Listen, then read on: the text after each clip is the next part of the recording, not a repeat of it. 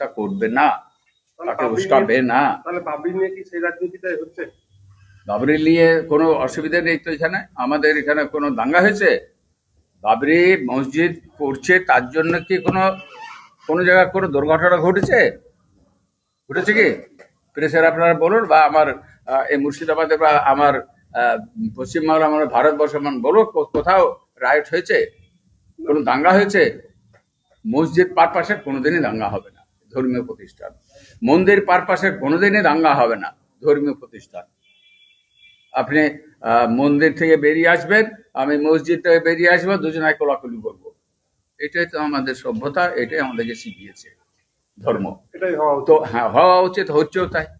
তাই এটা যে আবেগে পড়ে এটা বাবরি মসজিদ ওখানে ধ্বংস হয়েছে, এখানে বাবরি মসজিদ তৈরি করবো বলে যে মানে আজকাল চেয়ারম্যান যেটা সে করেছে, তো মসজিদ হোক, মসজিদের জায়গায় মসজিদ করুক, তাতে আমরা কোনো প্রতিবাদ বা বিরোধ আমরা করতে যাচ্ছি না। আমাদের দলের পক্ষ থেকে পশ্চিমবাংলা আমাদের মমতা বন্দ্যোপাধ্যায় থেকে শুরু করে, আমাদের অভিষেক মহাশয় থেকে শুরু করে, সমস্ত আমাদের দলীয় যত পোর্টফোলিও নেতৃত্ব আছে, এ বিষয় নিয়ে কোনোদিনই মুখ খুলছে না, মুখ খুলবেও না, মুখ খোলার প্রয়োজনই তো নেই।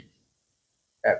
দুই নাম্বার হচ্ছে যে মসজিদ যেটা হচ্ছে, মসজিদের জায়গায় মসজিদ থাকবে, রাজনীতির জায়গায় রাজনীতি থাকবে। সে নতুন দল খুলেছে, তার মতন থেকে সে দল করবে।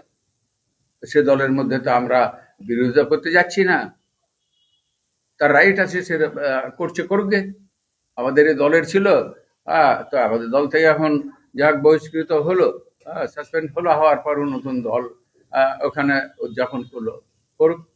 আমরা আমরা যে যারা দল করি, আমরা ঠিক জায়গায় আছি।